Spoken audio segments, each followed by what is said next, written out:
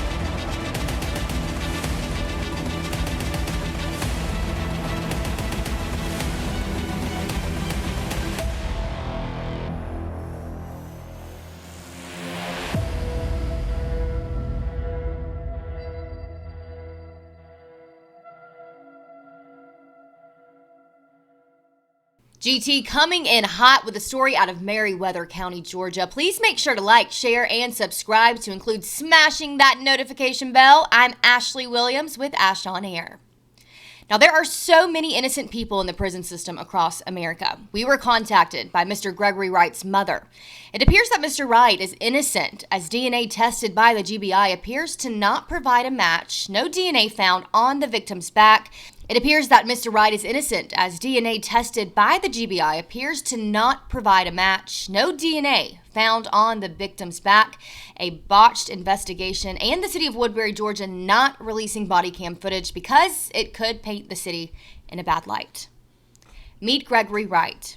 He is currently incarcerated in Coffee Correctional Facility in Georgia with a max possible release date of December 10th, 2028. A young man's life was ruined because one officer could not properly investigate. Mr. Wright pled guilty to statutory rape against a 15-year-old female. Now, this investigation was led by former Woodbury officer Jessica Whitehouse. She is now employed with Manchester, Georgia Police Department. Issues arise out of DNA results, chain of custody logs, public defender representation, and other mitigating circumstances that led it to believe that Gregory is potentially innocent, to include what Mr. Wright describes as a public defender that would not defend him. Officer Jessica Whitehouse has had problems with other police departments in Georgia, from abandonment of duty issues, insubordination, letter of reprimand, and termination. Now, we are calling into question Officer Whitehouse's credibility and integrity. All of the information reflects that timeline of police reports filed by the Woodbury Police Department. On or around November 30th of 2023, Mr. Wright was claimed to have sexually assaulted a 15-year-old female in the home where both were residing, the home of family friends. On or around December 1st, 2023, one day later, the assault is reported. The victim's mother advised that she did not shower but changed clothes. Statement provided by the victim is that Mr. Wright sexually assaulted her and left DNA on her lower back area. Officer Whitehouse obtained evidence from both parties to bring to the Woodbury Police Department. Sir, I was trying to reach out to you. I was trying to take care of you, my friend. First of all, I just want to take care of you, all right? Okay, cool beans.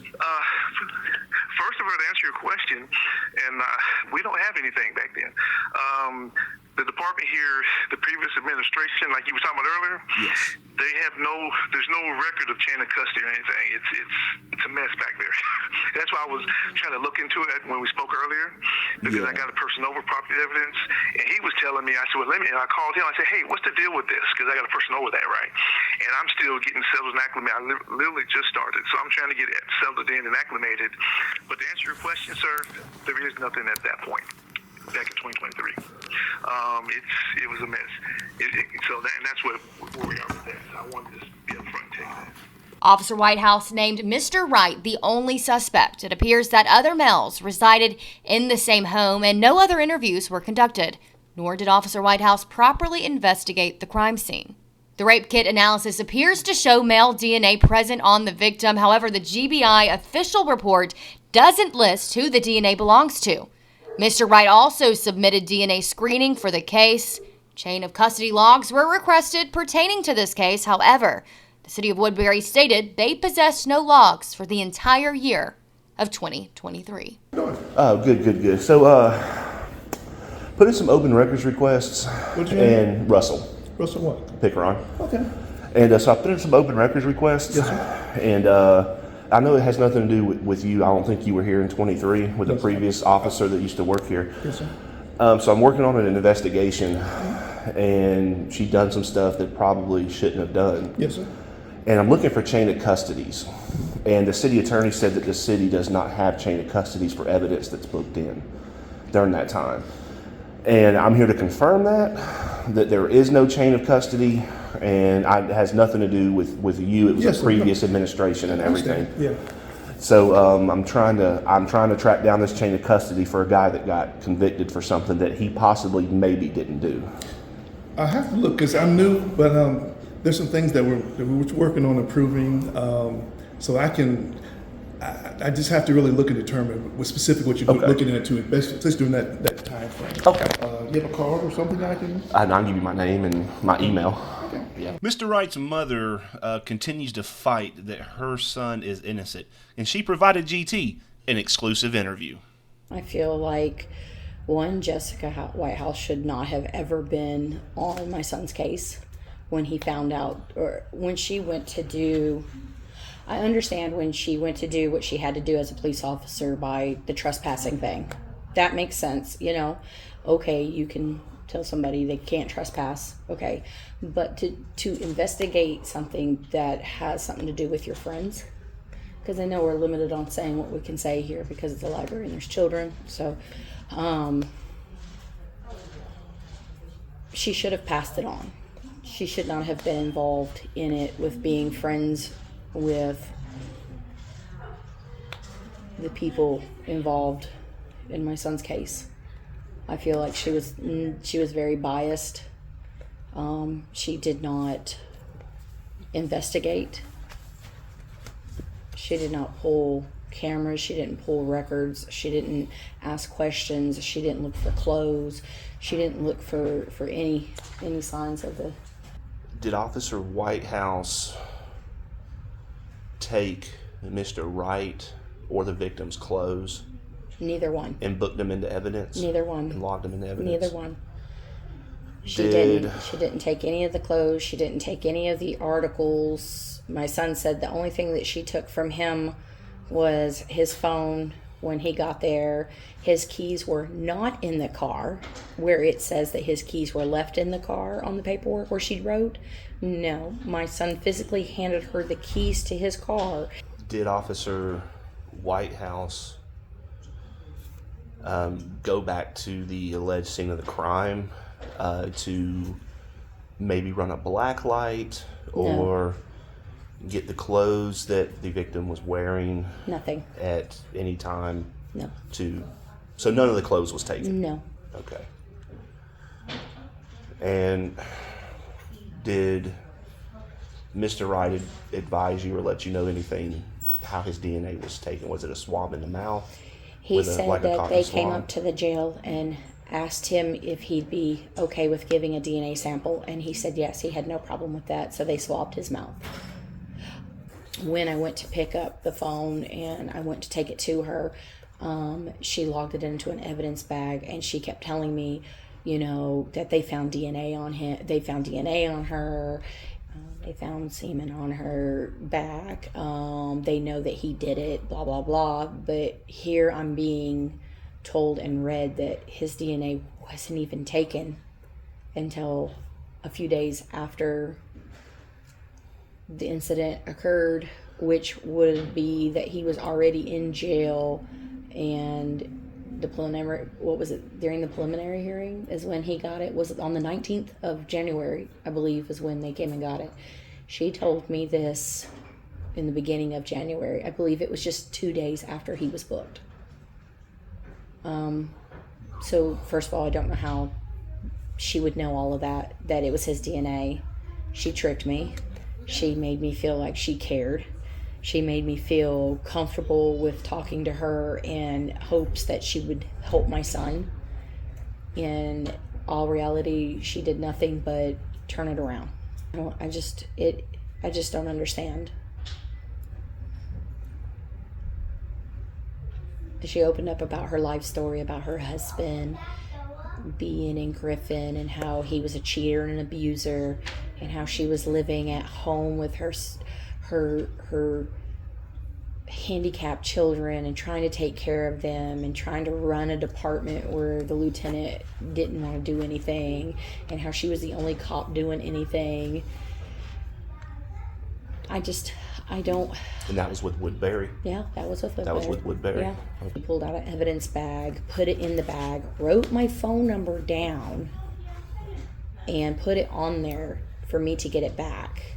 That it belonged to me, but I never got a receipt because I didn't know anything about it.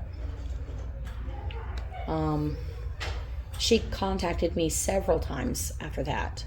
Matter of fact, the day of the preliminary hearing where she got on stand and was talking about everything that happened,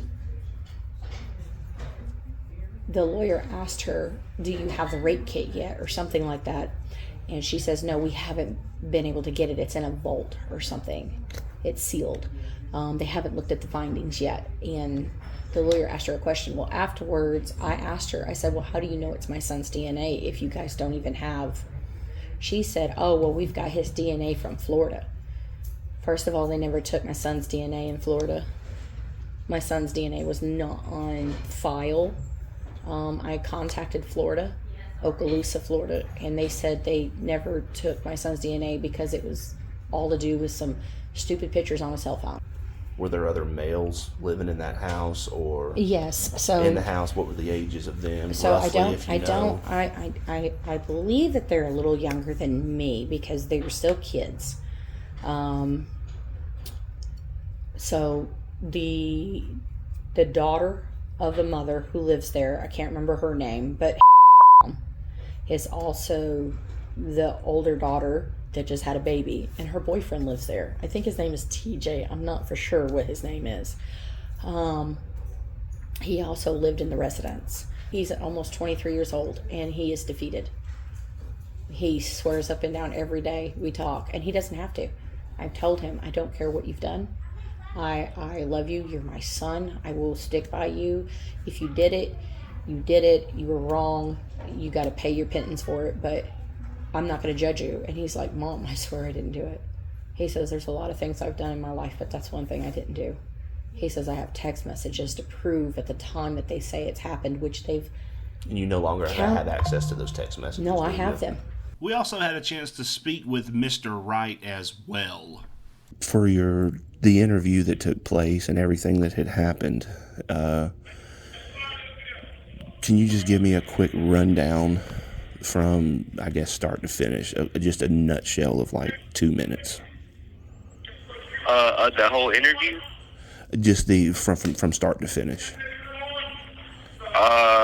So on that day of December 17th, I was just, I had woke up in my little townhouse, and I was driving to Woodbury because they told me 3 to 4 days prior to December 17th that since I had a trespassing warrant or type thing on me, that I couldn't go back to the house to get my property. So they said I had to go to Woodbury to get an officer to go down with me. So I woke up and I was driving to Woodbury to get an officer, and Officer Alex, which was Jessica's White House partner, ended up calling my phone and asking me if I was still coming to the department today or that day. And I told him, yeah, I'm on my way now. Why? And he said, because we have it here that you got to get your property and we have an interview.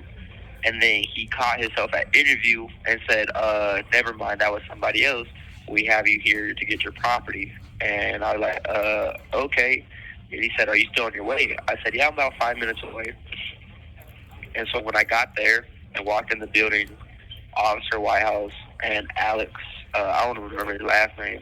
I just remember his name was Alex, asked me to come to the back to get interviewed. And I said, okay. And so when I went to the back, they asked me, or first, they read me my Miranda rights and had me sign a piece of paper, and I signed it. And then basically they just asked me a whole bunch of questions. They were doing like the good cop, bad cop thing because Alex was very aggressive and rude about stuff. And Officer Whitehouse was, nice and trying to talk and everything. And then after that, or, during the interview, they asked me a couple questions, like why would my DNA be on her, where was I living at the time, what was I doing, just stuff like that. And when I gave them all their answers, they asked if I had my phone on me, and I said yeah. And they said that they needed it for evidence or something, and I gave it to them. They asked if they could have the password, and so I told them on camera what the password was because they said they were recording it so they can get into it later, and I told them the password. And then they patted me down. They never asked if I wanted to give my car to my family. They said they'd keep it in the back of the police department, and I said okay. And so they took me outside. While taking me outside, Officer Alex and Jessica Whitehouse came to the car, opened the door, and got a notepad and also another body camera that was on Officer Alex at the time, I'm pretty sure, and wrote down the password to my phone. And after that, they closed the door and took me to Greenville, and that was pretty much all. Did any of the investigators seize and take your clothes and book them into evidence? No, they didn't take none of my clothes. Did they perform a DNA swab on you? They didn't do that until January 19th, which was my birthday. The only reason why I remember that is because that's the same day my preliminary hearing was. And Mr. Ryan Fuller asked if they had took a DNA test of me yet and how they would have it. And also Jessica Whitehouse said, no, they haven't did no DNA. And so later on January 19th, she came down to the police department, 2 officers, and took me and swabbed my mouth. And she said, quote unquote, I got you now. What about the analysis of the DNA? What about the analysis of the rape kit? Did your public defender go over that with you? Half and half.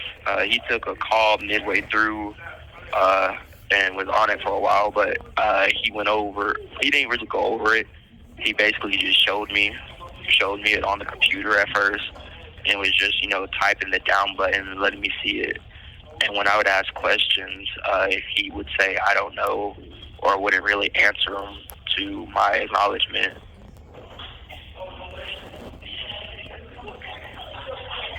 But other than that, he read off the discovery packet, and then when I tried to stop him to ask questions, he would say we were talking a little bit, and then he just kept reading. Did you want to take this to trial? I really did, but the public defender head man from Newnan, the one that's over Ryan Fuller, he came down the day before trial with Ryan Fuller and told me that I shouldn't take it to trial. And basically, I would say he kind of like forced it by saying, that you're going to lose. And basically, you still have a life if you take the plea deal. But with all the evidence they have on me, that I would lose automatically and go to prison for life. And I wouldn't want to do that to my mom. And so I took a plea deal instead. It appears that a combination of a botched investigation, a public defender that won't defend, and the Coweta judicial circuit continuing with the prosecution. We are curious to know if District Attorney Herb Cranford is aware of the City of Woodbury's investigative practices. I've emailed Mr. Cranford and have yet to hear back from him. Mr. Wright is currently looking to file a habeas corpus and looking for an attorney to take his case. in a case of a potential federal lawsuit against Jessica Whitehouse and the city of Woodbury. GT demands and calls on the city of Woodbury to release the body cam footage. The city cannot hold public records because it may place the city in a bad light. Let's also give a special thanks to Ashlee Williams with Ash on Air for helping us out with this. Her YouTube channel and link will be in the description. Please head on over and let her know GT sent you. Until next time, GT, going cold.